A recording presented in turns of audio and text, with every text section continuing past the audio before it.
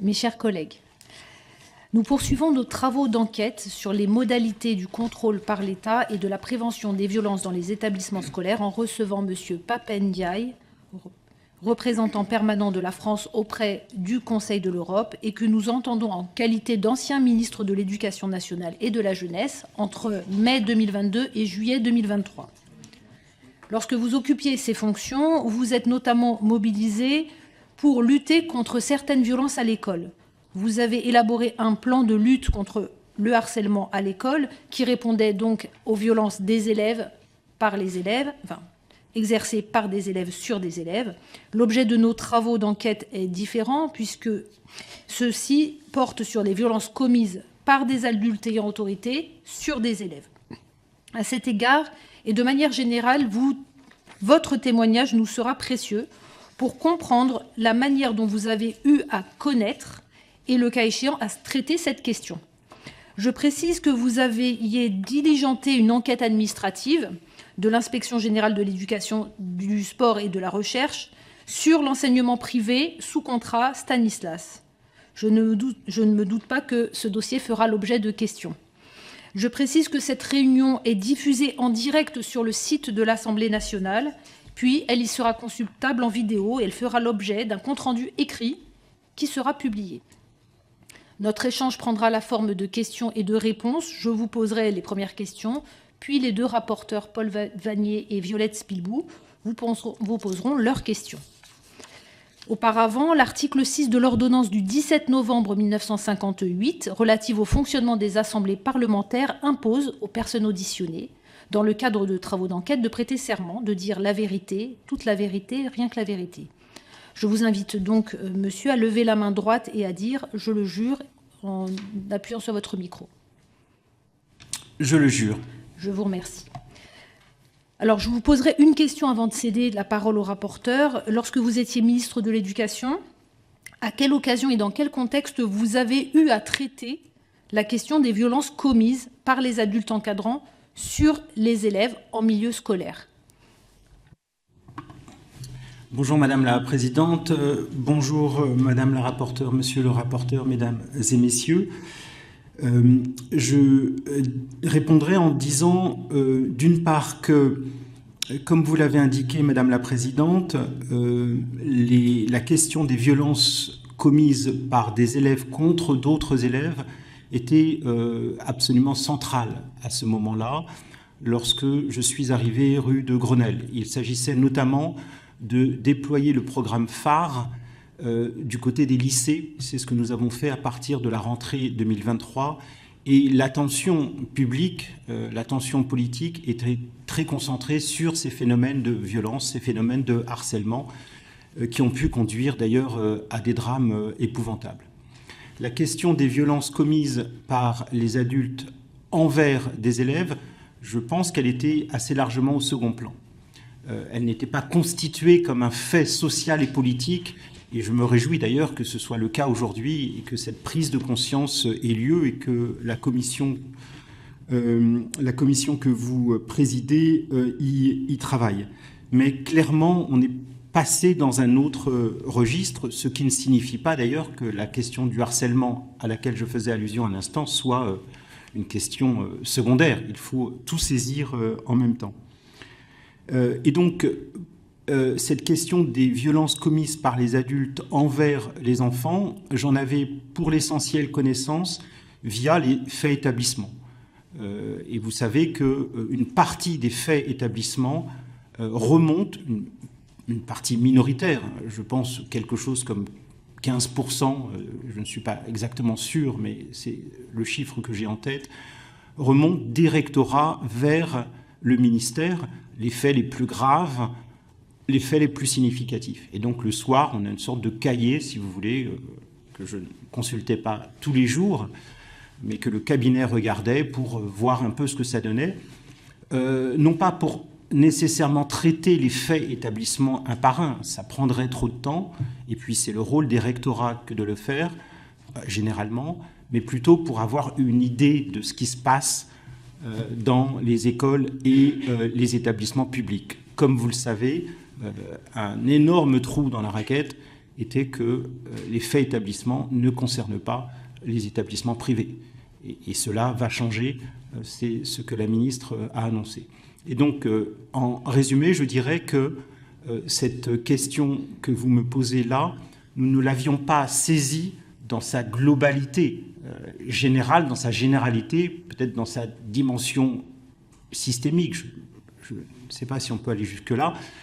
On la traitait de manière plutôt éclatée en nous concentrant à ce moment-là sur la question du harcèlement. Je vous remercie. Je donne la parole au rapporteur, donc à Madame Spilbo. Merci, Monsieur le Ministre. Vous êtes rentré directement dans le sujet de faits établissement et de la façon dont ça remontait à vos équipes, à votre cabinet. Pourriez-vous être plus précis sur la façon dont, quand il y avait une affaire particulière, spéciale, liée à la violence, qui remontait soit à travers faits établissement, soit à travers le signalement d'un recteur, par exemple, quel était le rôle de votre cabinet, des différents membres de votre cabinet, comment aviez-vous donné les consignes de niveau d'alerte sur lesquels vous deviez personnellement être interrogé ou impliqué, et est-ce que vous avez le souvenir d'affaires qui ont été fortes, y compris médiatiquement, ou en termes du niveau de la violence ou d'un suicide d'élèves, qui auraient mobilisé des échanges intenses entre votre cabinet et vous-même, pour voir un peu comment ça fonctionne, puisque c'est un sujet, la remontée de l'information au ministre et l'action des ministres qui est mise en cause en fait dans les modalités de contrôle, ça nous intéresse. Je dirais donc que concernant les faits établissements, comme je le disais, une minorité remonte vers le ministère, et ces faits établissements qui remontent vers Paris sont choisis par les différents rectorats. Le rôle du cabinet n'est pas de se substituer à l'administration. Il s'agit plutôt, donc, bien sûr, d'un pilotage politique et de regarder ces faits établissements, éventuellement lorsque un fait établissement est particulièrement grave, on se penche dessus, mais le rôle de cette remontée, ça n'est pas de traiter un par un les faits établissements au niveau du cabinet. C'est plutôt d'en avoir une lecture générale, de voir dans quel sens cela va. Pour ce qui concerne donc les 14 mois pendant lesquels j'ai exercé mes fonctions, nous avons commandé, à partir des faits établissements, 19 enquêtes de l'inspection générale. Sur ces 19 enquêtes de l'inspection générale, 11 concernent des faits liés à l'administration, le comportement de tel directeur académique, telle situation dysfonctionnelle dans telle inspection. Donc je mets cela de côté. 8 concernent des établissements d'enseignement, dont 7 ont concerné des établissements publics, et une enquête a concerné un établissement privé sous contrat, l'établissement Stanislas. Voilà les données. Donc vous voyez que sur la masse des faits établissements qui remontent chaque jour vers Paris, nous avons extrait une minorité de faits pour diligenter une enquête de l'inspection générale. Mais d'une manière générale, pour l'ensemble des faits établissements, sans attendre les conclusions de l'enquête administrative et le cas échéant de l'enquête pénale, l'instruction était de prendre des mesures conservatoires. Des mesures conservatoires de manière à éloigner, le cas échéant, l'élève ou l'adulte soupçonné d'avoir commis des actes de violence, en attendant, bien entendu, que les enquêtes aillent jusqu'au bout. Merci, Monsieur le Ministre. Vous venez de dire L'instruction était de prendre des mesures conservatoires. Donc là, de la même façon, à quel niveau, lorsque le cas se présentait, remontait la décision et le niveau d'information du ministre lui-même, c'est-à-dire que dans le cas d'une violence grave, avérée, où il y avait une mesure conservatoire et une procédure judiciaire, par exemple, est-ce que vous suiviez personnellement ce dossier? Avec quelle personne de votre cabinet? Ou est-ce que c'était avec directement le recteur de l'académie concernée? Beaucoup de faits établissements, comme je le disais, la plupart ne remontent pas jusqu'à Paris, et ce sont les rectorats qui sont en charge de traiter ces faits. Je dois dire d'ailleurs que selon les rectorats, selon parfois la personnalité des rectrices et des recteurs, on pouvait avoir des flots de faits établissements vers Paris ou des rectorats préférant traiter en quelque sorte eux-mêmes les affaires sans informer directement Paris. Donc, mon attention se portait sur les cas les plus graves, qui étaient généralement aussi des cas médiatiques. Je pense en particulier au cas d'élèves qui avaient mis fin à leur jour et qui nous avaient bouleversés d'ailleurs.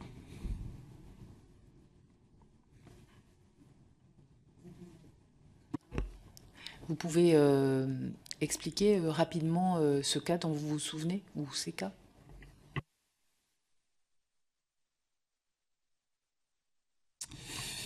C'était le cas du petit Lucas. Alors je ne sais plus très bien dans quel département, donc dans l'est de la France. Et puis il y a eu le cas de cette jeune fille dans le nord de la France, des cas qui ont été très très médiatisés, à juste titre. Du reste, pardon, vous vous souvenez de... Il me semble que c'est Fouad au lycée Fénelon pour des sujets de discrimination transgenre. Cas, en effet, je ne suis pas sûr que c'était sous mon mandat. On va retrouver, mais je note qu'il s'agissait là de cas de harcèlement d'élève à élève et non d'adulte à élève comme oui, c'était avant, comme on le disait précédemment. Donc vous suiviez personnellement les cas les plus graves et les plus médiatiques, donc l'exposition médiatique était un des critères et de l'émotion, on va dire, partagée par les parents ou la communauté éducative sur place. Est-ce que à chaque fois qu'il y avait ce type de signalement de violence ou de mesures conservatoires, vous avez suivi personnellement le lancement soit d'une inspection ou le suivi des recommandations d'une inspection? En effet, nous suivions, moi et mon cabinet, y compris en particulier mon directeur de cabinet, le suivi de l'enquête, avec parfois des manquements ou des erreurs, et je l'assume. C'était le cas en particulier pour le cas du jeune Lucas, puisque en dépit des visites très nombreuses de l'inspection pédagogique régionale dans le collège en question, il semble que l'enquête administrative n'ait pas été jusqu'au bout. Il y a eu des articles de presse l'année dernière à ce sujet et évidemment je le regrette profondément.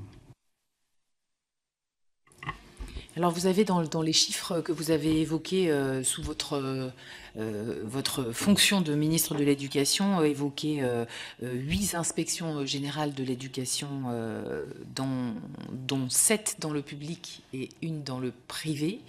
Est-ce qu'à votre arrivée, le défaut de contrôle de l'État sur la majorité des établissements privés vous a interrogé? Est-ce que la question de proportion qui vous illustrez là vous a questionné? Comment l'expliquez-vous? Plusieurs choses, beaucoup de choses interrogent quand on arrive au ministère de l'Éducation nationale, mais pour répondre plus précisément à votre question, 2 choses m'ont interpellé.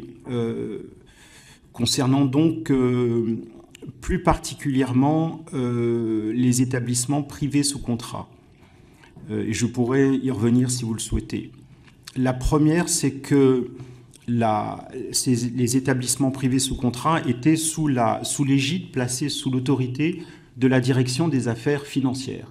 Et donc j'ai posé la question en disant, c'est très curieux, la direction des affaires financières s'occupe des affaires financières, mais pas d'affaires qui, normalement, pour le public, relèvent de la DGESCO. Et donc j'avais en projet, c'est un travail très long d'un point de vue administratif, de faire de telle sorte que la DAF ne s'occupe que des affaires financières et pas d'affaires, y compris d'affaires concernant les activités de contrôle des établissements privés sous contrat. Ça, je pense que c'est un problème d'organisation du ministère. Et puis, en effet, comme vous le savez, les établissements privés sous contrat, pour de nombreuses raisons, ne sont pratiquement pas inspectés. On peut le dire comme ça, avec des probabilités d'inspection qui sont extrêmement faibles. C'est de l'ordre de epsilon. Et donc, cette question était une question à l'ordre du jour. Néanmoins, et je pourrais aussi y revenir, j'ai choisi d'entrer dans la question du privé sous contrat d'une manière un peu différente, en tenant compte des rapports de force politiques globaux qui étaient assez différents d'aujourd'hui et qui faisaient que lorsque je m'exprimais sur ces questions, j'étais très rapidement accusé de vouloir rallumer la guerre scolaire. Et ça a été vrai en particulier après que j'ai décidé de diligenter une enquête sur le collège Stanislas. Alors, une demande de transmission de documents, si vous pouvez faire regarder ça, c'est peut-être les documents de travail d'évolution du pilotage des contrats des établissements privés de la DAF à la DGESCO. Vous avez dit ça aurait été très long à mettre en place. Je comprends que vous n'avez pas eu le temps de le faire dans l'exercice de vos fonctions. En revanche, des documents de réflexion sur cette évolution pourraient nous intéresser dans le cadre de la commission d'enquête.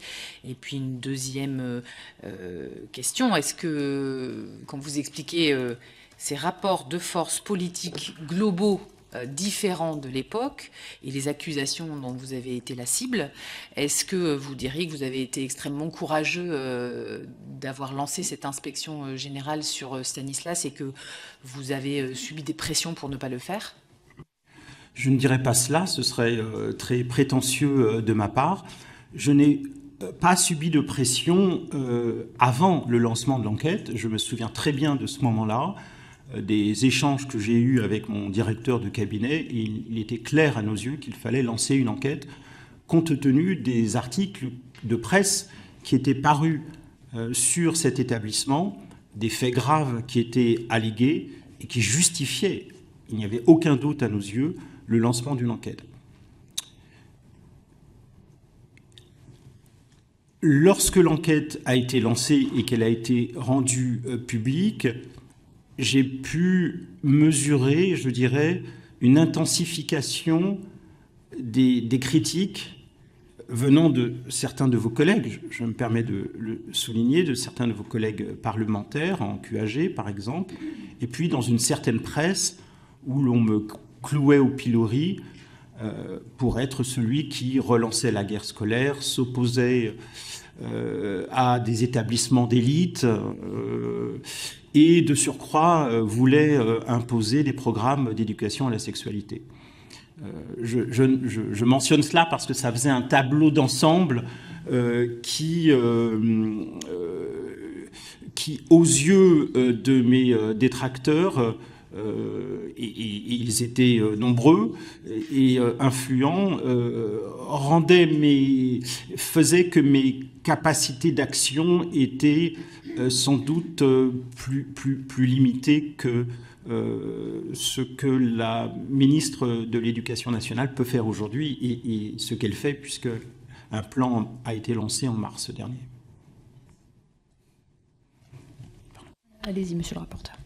Merci Madame la Présidente, merci Monsieur le Ministre pour tous ces éléments qui nous plongent dans le cœur du sujet, dans le cœur d'un contexte qui a certes évolué ces derniers mois, ces dernières semaines, ces dernières heures peut-être, mais qu'il est intéressant d'évoquer parce que ces enjeux de rapport de force politique, de sensibilité politique sont présents en matière de contrôle des établissements privés sous contrat, et je vais vous interroger aussi sur cet aspect des choses, mais je voudrais revenir sur une action que vous paraissez engager à la fin de votre exercice ministériel, qui est justement celle qui paraît vouloir impulser un contrôle des établissements privés sous contrat. Car en mai 2023, une note de la DAF indique « Le ministre a souhaité renforcer le contrôle des établissements privés sous contrat dans ses dimensions administratives et pédagogiques, et notamment donc dans la dimension administrative qui est absolument absente. » Et en juin 2023, votre directeur de cabinet s'adresse à Mme Caroline Pascal, la chef de l'inspection générale, pour engager un travail qui a récemment conduit à la publication d'un guide du contrôle des établissements privés sous contrat, puisque vous sollicitez l'inspection générale pour mettre en place un groupe de travail chargé d'engager le travail qui doit aboutir à la rédaction de ce guide. Pourquoi, Monsieur le Ministre, impulsez-vous cette action qui est forte et qui est nouvelle, puisqu'avant vous, ces questions étaient traitées avec beaucoup plus de distance que vous semblez l'assumer à la fin de votre exercice ministériel? Je ne pouvais pas m'expliquer pourquoi des établissements ayant les mêmes missions, les uns publics, les autres privés sous contrat, que d'un côté, les établissements publics soient contrôlés aussi régulièrement que possible, et pas les établissements privés sous contrat. En tout cas, l'écrasante majorité des établissements privés sous contrat, pas tous. Je note au passage. Cela ne me paraissait pas, comment dirais-je, légitime, sauf à penser que ces établissements privés sous contrat fonctionneraient de manière harmonieuse, sans aucune difficulté. Ce qui n'était évidemment pas le cas, puisqu'on avait eu quelques mois auparavant des révélations concernant l'établissement Stanislas, et que je ne considérais pas que cet établissement puisse être une anomalie extravagante dans l'ensemble des établissements privés sous contrat. Il fallait donc avancer et creuser le sujet, et c'est pour cela que nous avons en effet commencé à avancer, notamment du point de vue de ces enquêtes administratives qui sont inexistantes du côté du privé sous contrat, et c'est, comment dirais-je, ces enquêtes à 360 qui permettent d'avoir une vision globale de ces établissements, pas simplement l'inspection des professeurs, qui est un autre sujet. Et donc il s'agissait de mettre fin à une anomalie, je dirais une double anomalie, à la fois du point de vue du contrôle et du financement. L'anomalie du contrôle, on l'a dit, c'est la quasi-absence d'inspection dans le privé sous contrat, et une anomalie aussi du point de vue du financement, puisque, me semble-t-il aussi, les contreparties attendues de la part des établissements privés sous contrat, ces contreparties ne sont pas suffisantes, ou même elles sont quasi inexistantes. Et donc il s'agissait de mettre un pied dans la porte en commençant à exiger des contreparties, d'où le plan mixité qui permettait déjà de conditionner le financement de l'État, c'est-à-dire le financement de postes de professeurs, à un certain nombre d'exigences.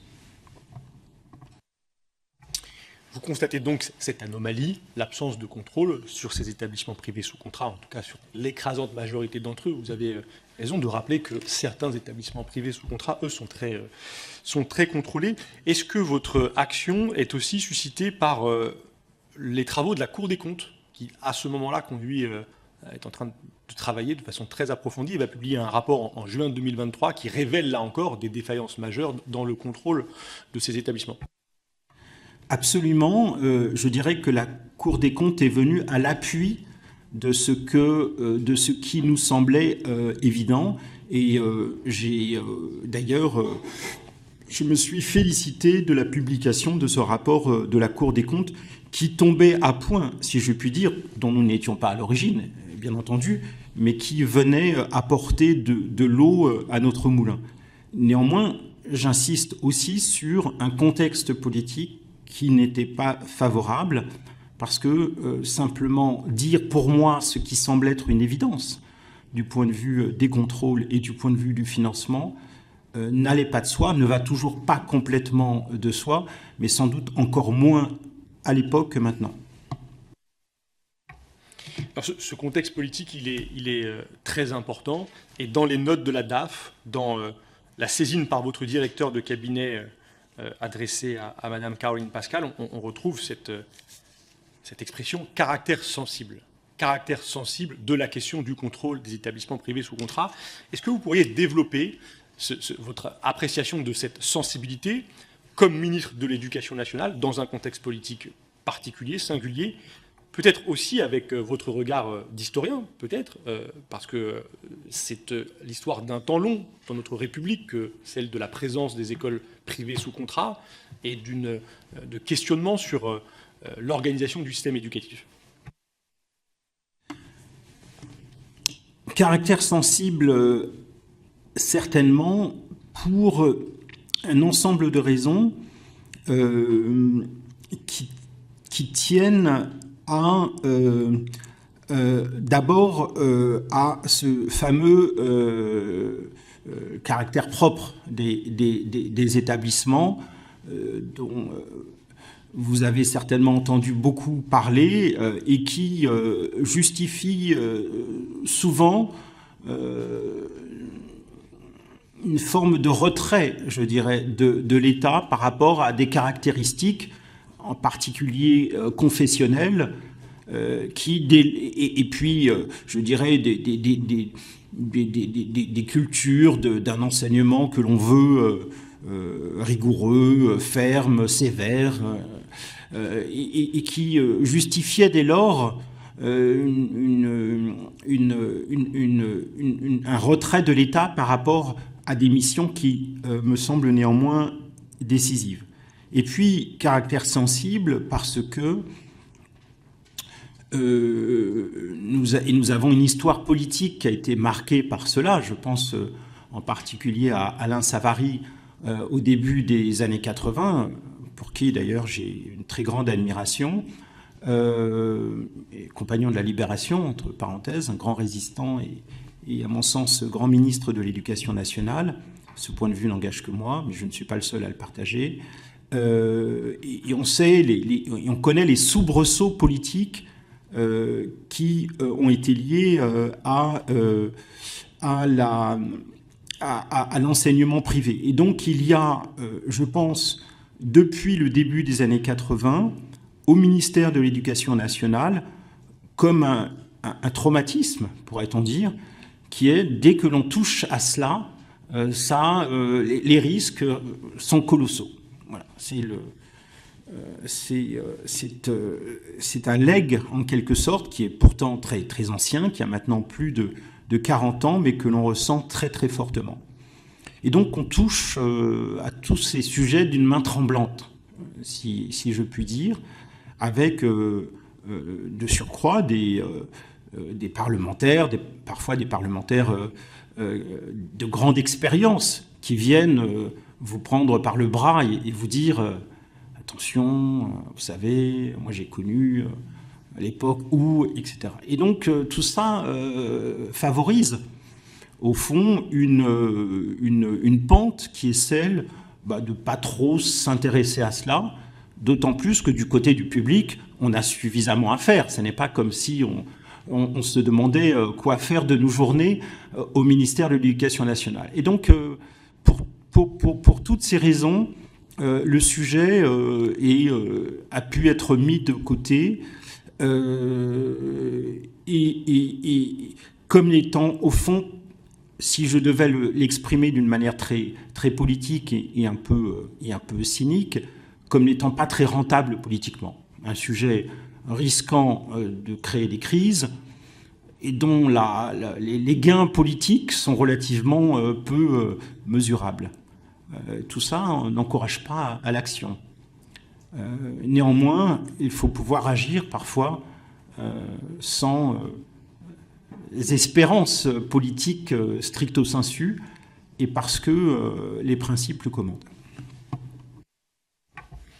Cette pente que vous avez décrite, elle a dévalé d'un certain point de vue jusqu'à Betaram, c'est-à-dire jusqu'à des établissements dans lesquels aucun contrôle a rendu possible des crimes terribles.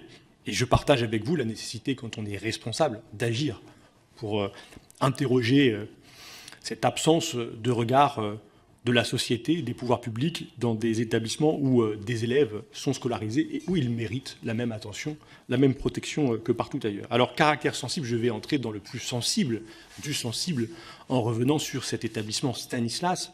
Vous diligentez donc une inspection générale en 2023 dans cet établissement. Vous nous avez rappelé dans quel contexte, celui de révélation de presse, du journal Mediapart notamment. Est-ce que vous nous confirmez que cette lecture de la presse qui vous conduit à cette inspection n'est pas une autre alerte, une commande par un autre chemin que vient ce qui déclenche ce choix? Ce sont en effet les articles parus dans Mediapart qui étaient des articles étayés, documentés, qui nous ont alertés. Alors, nous avons rencontré l'inspection générale, nous avons aussi auditionné au titre de sa responsabilité actuelle, celle de DGESCO, Madame Caroline Pascal, qui était à l'époque à la tête de l'inspection générale. Et nous avons depuis reçu des courriers d'inspecteurs généraux qui ont été membres de l'équipe de 4 inspecteurs qui a conduit cette inspection générale à Stanislas. Ces courriers posent beaucoup de questions que nous allons en partie aborder avec vous, mais aussi avec eux directement. Mais nous essayons de comprendre comment fonctionne l'inspection générale et quel lien elle entretient, y compris durant la mission, avec le ministre ou son cabinet. Est-ce qu'il y a, au cours des semaines que dure cette mission, y a-t-il des points d'étape, y a-t-il des échanges entre les inspecteurs, celui qui a la charge de coordonner leur travail, et vous-même ou votre cabinet à des intervalles, le cas échéant, lesquels? La réponse est non, et je pense qu'elle doit justement être négative.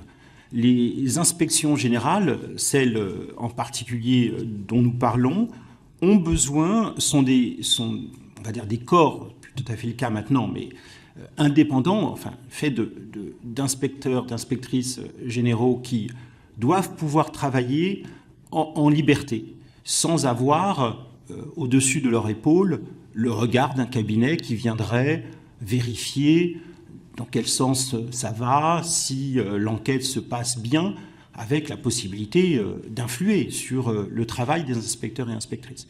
Et donc, je me garde bien, dans ce cas comme dans d'autres cas, je me garde bien d'intervenir ou de donner le moindre signe qui pourrait laisser penser à une forme d'influence sur le cours de l'enquête. Et donc, entre la saisine de l'inspection générale et la remise du rapport qui s'est faite après mon départ, très peu de temps après mon départ d'ailleurs, je ne suis jamais intervenu. J'attendais la remise du rapport. Je ne voulais certainement pas prêter le flanc à un quelconque soupçon d'influence, ou en tout cas de vouloir interférer dans le travail de l'inspection générale.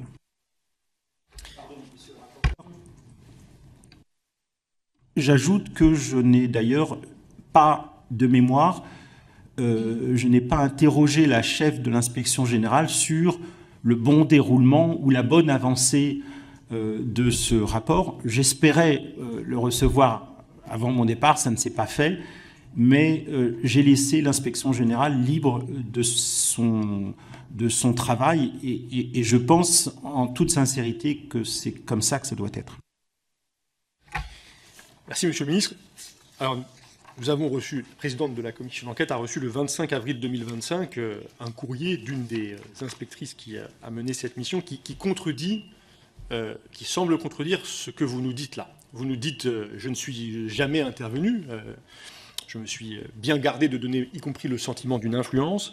Elle nous écrit pourtant, à propos de sa proposition d'élargir le contrôle aux aspects financiers, et elle nous dit conformément au pouvoir d'investigation financière dont disposent les inspecteurs généraux de l'IGESR, je souhaitais creuser ces questions financières en vertu de l'article R442-15 du Code de l'éducation. Mon objectif était de caractériser l'établissement, budget de fonctionnement et d'investissement, répartition financement public-privé, frais de scolarité, comme le fait habituellement l'inspection générale lorsqu'elle audite ou contrôle une structure, et de vérifier que la pastorale de Stanislas n'est pas financée par des fonds publics. Là, on est vraiment au cœur de l'application de la loi Debré. Bon. Elle ajoute « J'ai reçu une fin de non-recevoir au motif que c'était hors champ de la saisine de l'IGESR par le ministre. » Donc, par vous ? Non, si j'avais eu vent de cette demande, je l'aurais approuvée. Et elle me semble parfaitement légitime.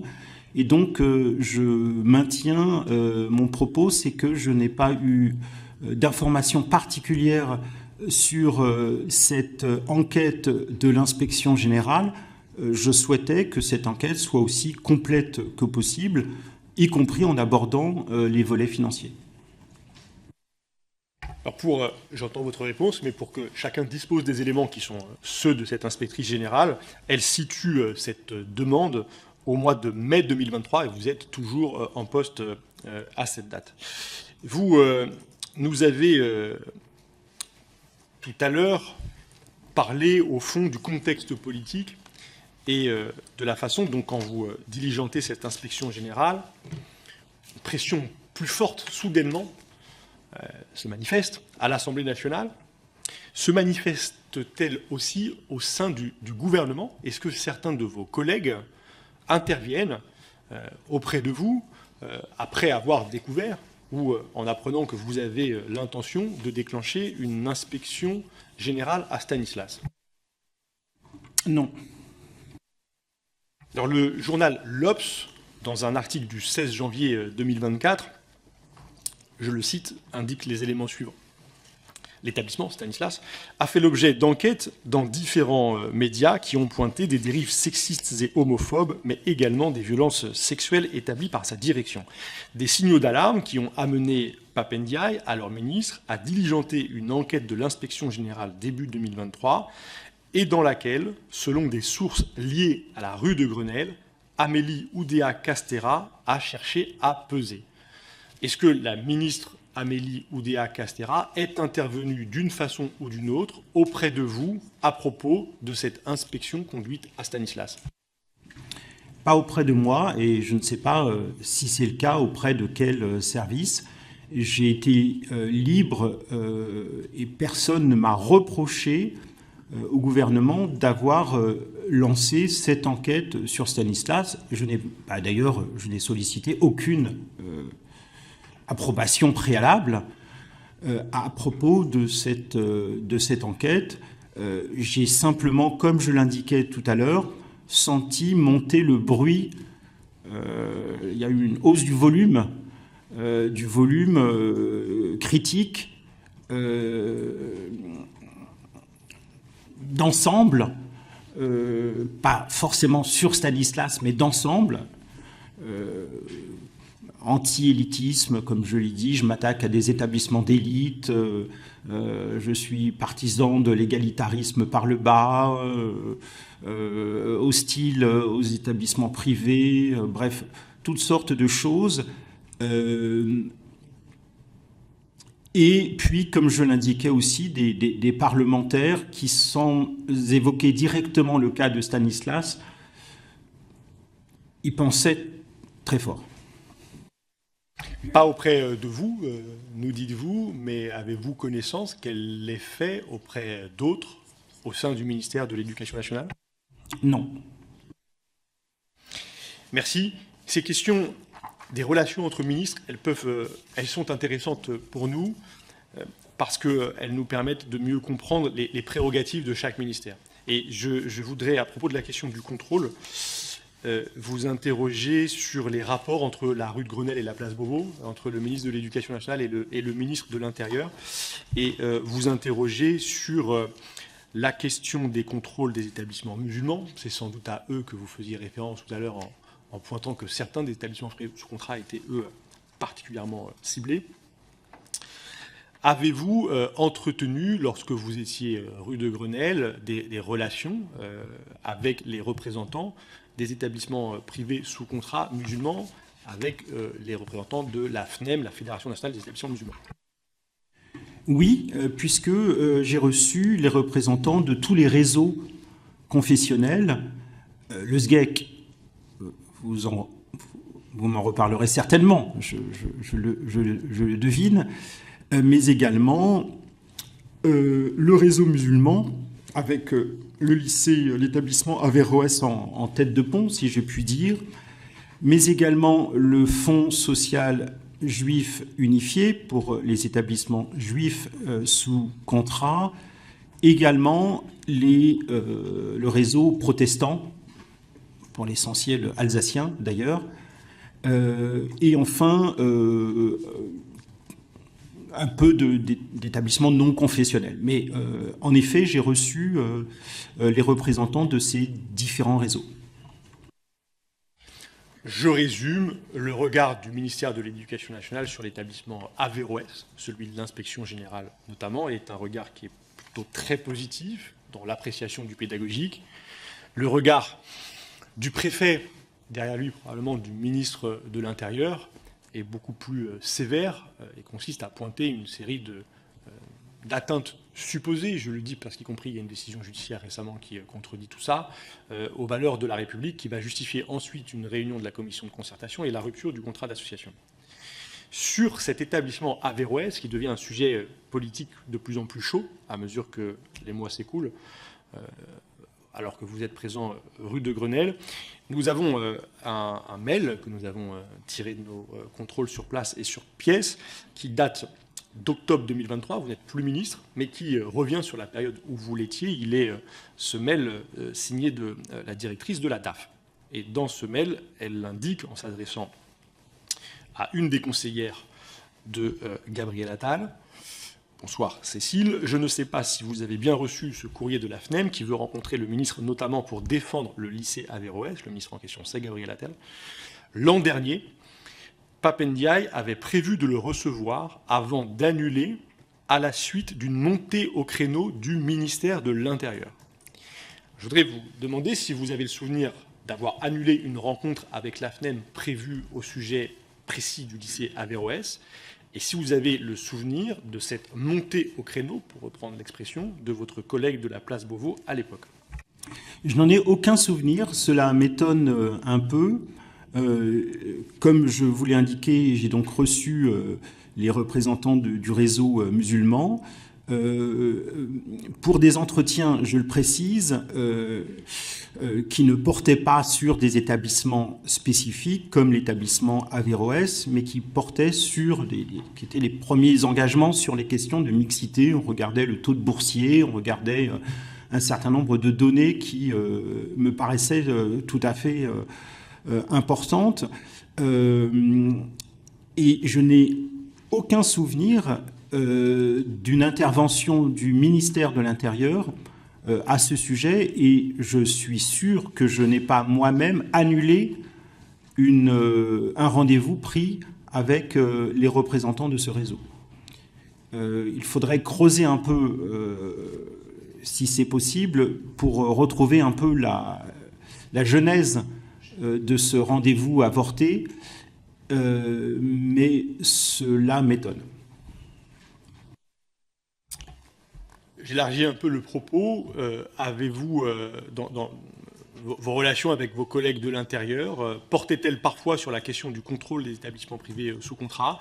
Étiez-vous, comme ministre de l'Éducation nationale, systématiquement informé des initiatives que pouvait prendre, par exemple, le préfet en matière de contrôle de ces établissements, des contrôles qui ne sont pas les contrôles administratifs, pédagogiques de l'Éducation nationale, mais qui peuvent être déclenchés par un préfet?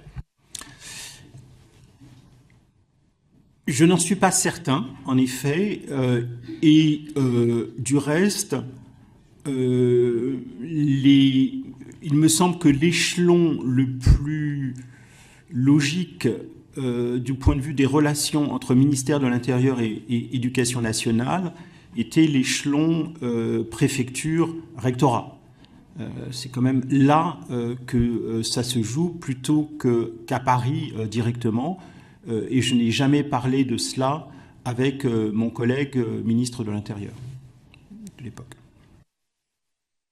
Sur la distribution des prérogatives, ministre de l'Éducation, ministre de l'Intérieur, recteur, préfet, on voit que des choses peuvent questionner. C'est le préfet qui passe le contrat d'association, c'est lui qui éventuellement peut le rompre, mais c'est au recteur, à l'inspecteur d'académie, à l'Éducation nationale au fond de piloter le contrat, de veiller au respect des règles du contrat. Pensez-vous qu'il faille redéfinir les périmètres de chacun pour les clarifier peut-être, pour concentrer les prérogatives autour d'une responsabilité, ou considérez-vous que le fonctionnement actuel est bon ? Je n'ai pas d'idée très précise sur ce sujet. C'est un sujet qui mérite d'être creusé, mais ce qui est certain, c'est que les rectorats ne doivent pas en rabattre de leurs prérogatives et ils doivent, c'est mon point de vue personnel, les utiliser au maximum, si je puis dire.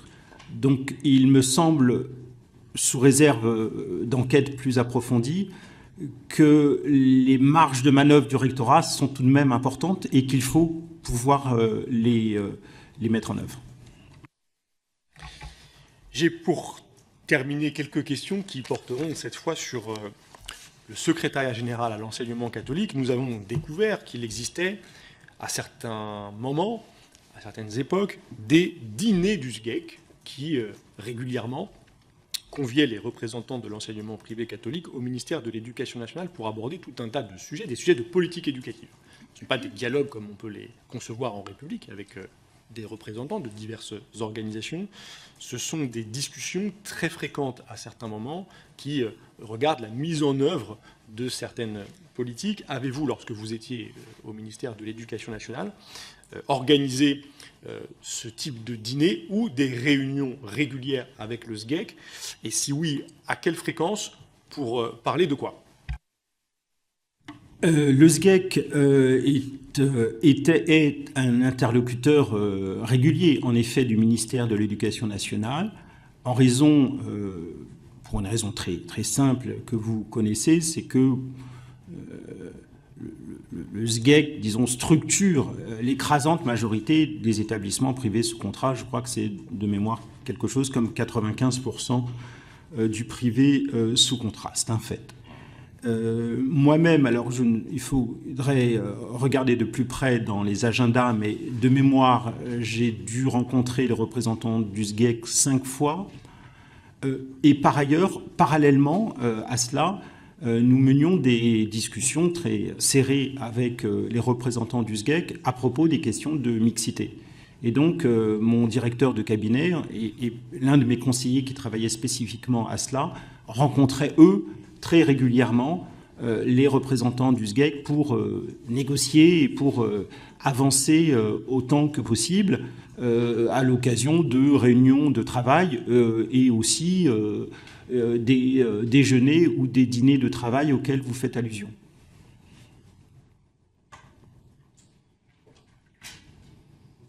Pardon.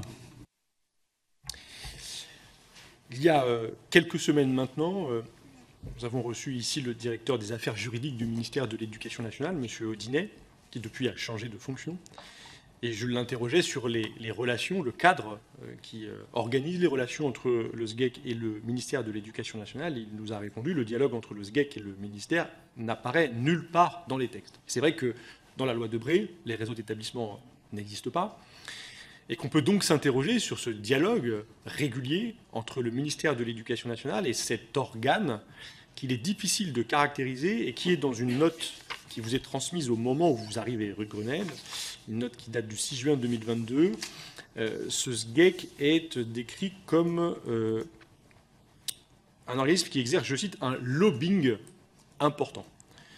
Et je veux vous interroger sur ce terme qui peut-être peut décrire cet organisme de lobby. Et j'utilise ce terme parce que je le reprends à partir de cette note qui vous est transmise, parce que le SGEC n'est pas une organisation représentative.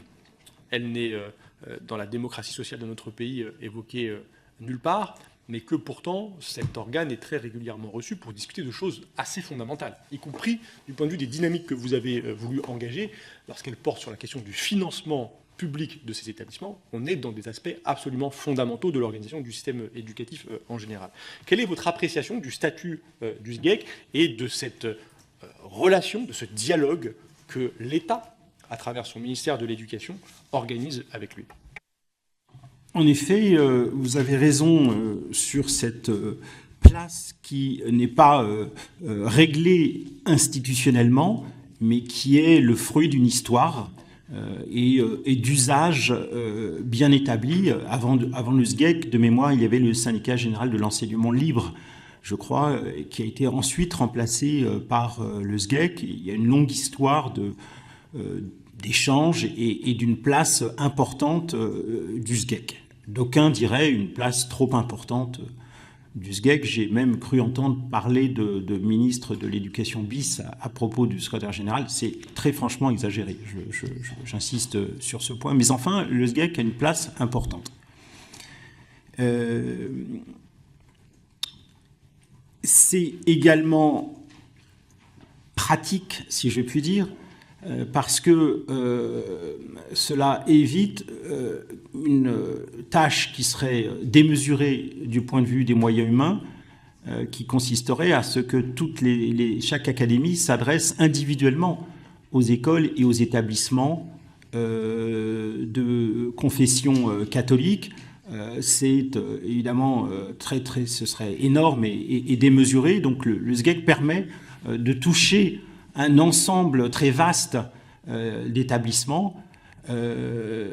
Et c'est donc comme ça que les choses se sont installées.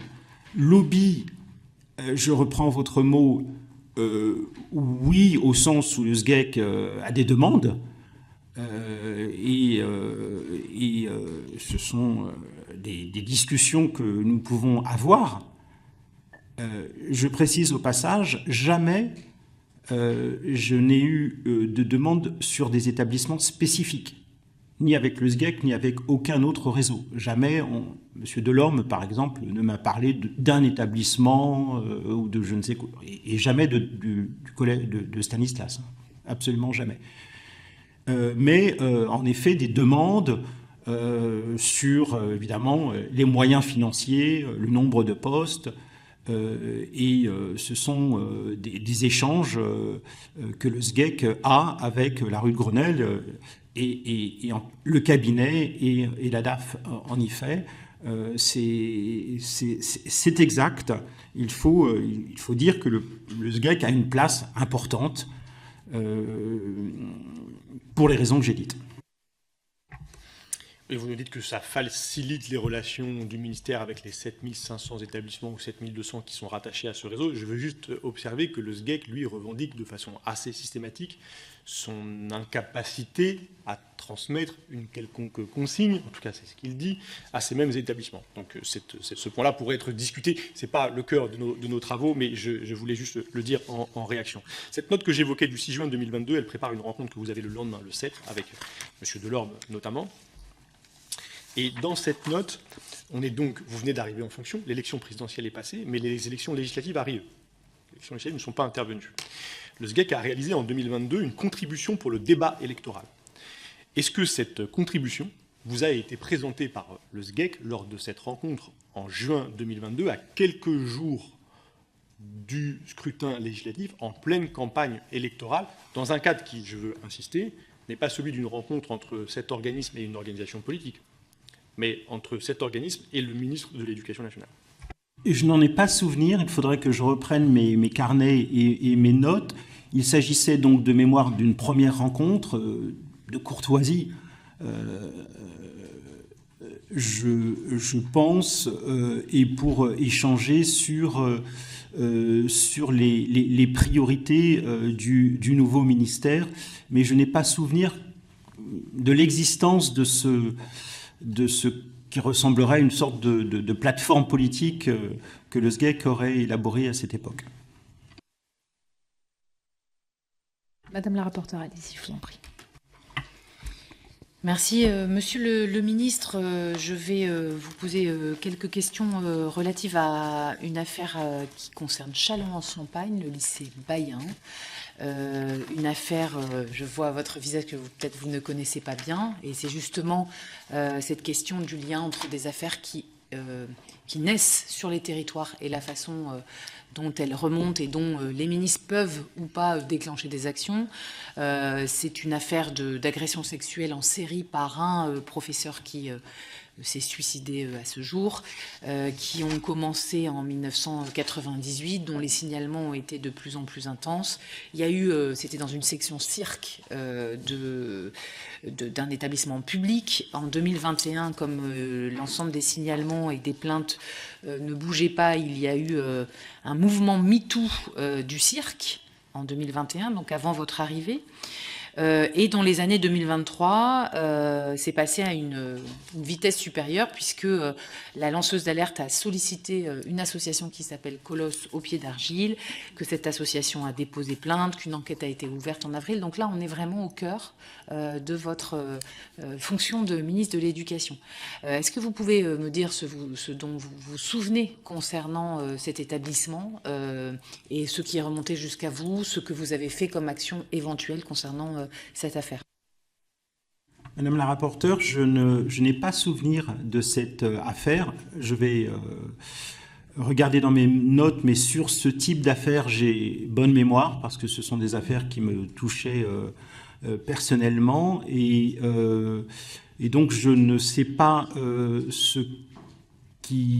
quelle est la trajectoire, si vous voulez, des informations qui ont pu remonter jusqu'à Paris concernant ce lycée, et donc évidemment je regrette de n'avoir pas été informé, et je le prends pour moi, je n'accuse personne, bien entendu.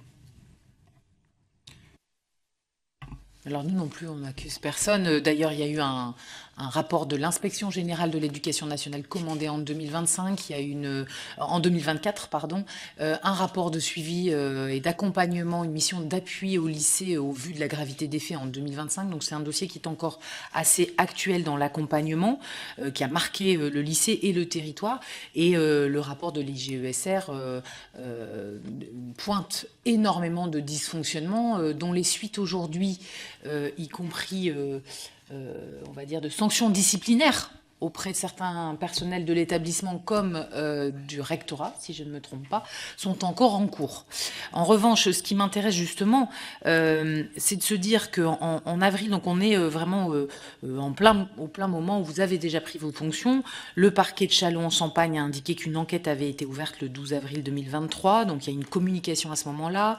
L'association Colosse au pied d'argile fait ce signalement. 9 plaintes ont été déposées pour des faits allant de 98 à 2020, une pour viol, 3 pour atteinte sexuelle et 5 pour harcèlement moral.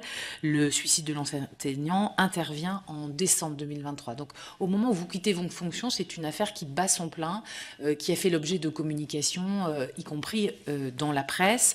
On a entendu la procureure du secteur sur ce sujet qui expliquait les contraintes de la loi de 2016 de communication entre le parquet et l'éducation nationale qui ne permettait pas au stade de l'ouverture d'une enquête d'informer officiellement le ministère de l'Éducation nationale. Ma question, elle portera donc plus sur la façon dont la presse est traitée par le cabinet pour un ministre de l'Éducation nationale. On a beaucoup de relations et d'échanges dans les auditions avec Elisabeth Guigou, avec François Bayrou hier, sur la façon dont la presse peut être une alerte pour déclencher une action publique, ou inversement, parfois où elle ne l'est pas, parce que le ministre dit qu'il n'a pas eu connaissance.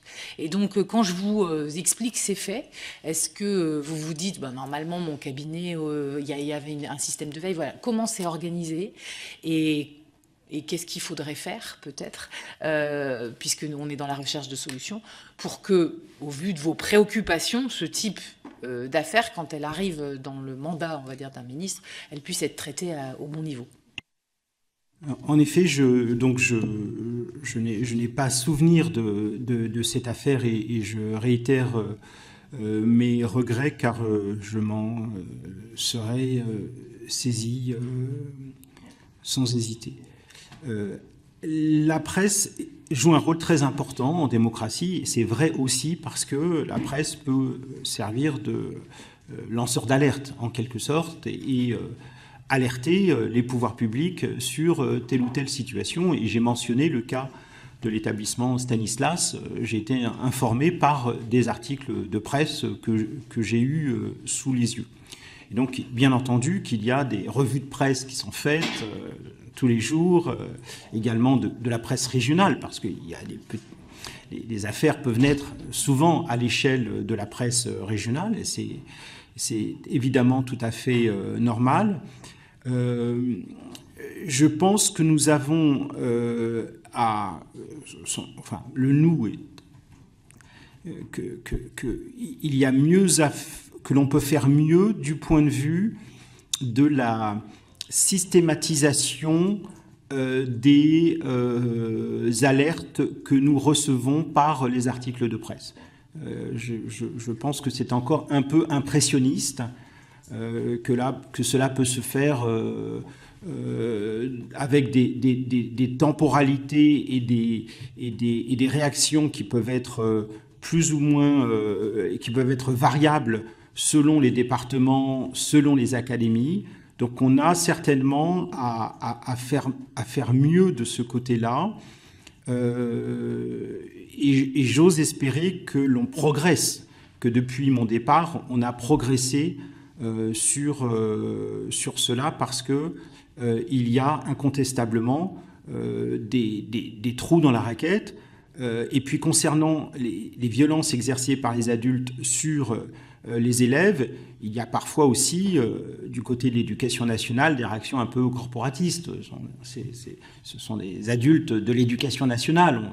A priori, on leur fait confiance, en quelque sorte. Eh bien, tout cela peut aussi ralentir les choses. Et donc, il faut avancer. Et je réitère mon espoir qu'on avance quand même en la matière et que les trous et que les manquements qui ont pu exister dans le passé et qui ont existé dans le passé, je veux le dire, sont et seront de plus en plus corrigés. Merci. Effectivement, ce sujet des alertes dans la presse régionale, parce que parfois, il y a eu l'omerta dans laquelle la presse locale, quand c'était des correspondants, pouvait être impliquée dans la silenciation de la parole des victimes, mais inversement, la presse a souvent joué un rôle d'alerte.